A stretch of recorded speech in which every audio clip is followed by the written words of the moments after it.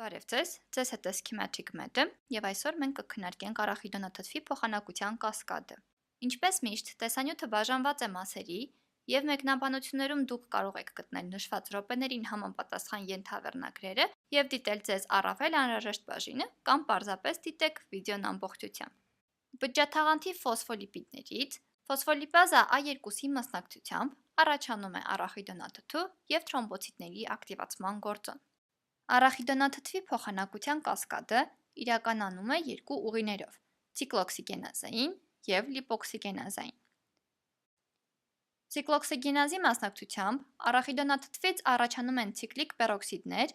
պրոստագլանդին G2 և պրոստագլանդին H2,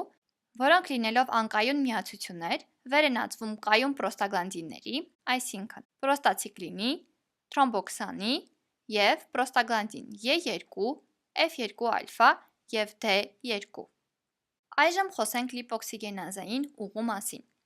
Լիպօքսիգենազի մասնակցությամբ արախիդոնաթթվից առաջանում է լեյկոտրիեն A4, որը իր հերթին կարող է վերածվել լեյկոտրիեն B4-ի, որը մասնակցում է քեմոտաքսիսի գործընթացին, ինչպես նաև կարող են առաջանալ լեյկոտրիեն C4, D4 և E4, որոնք կոչվում են անաֆիլաքսիայի դանդաղ ազդող գործոններ և ունեն դեր անաֆիլաքսիայի զարգացման գործընթացում։ Շնորհակալություն, ցտեսություն։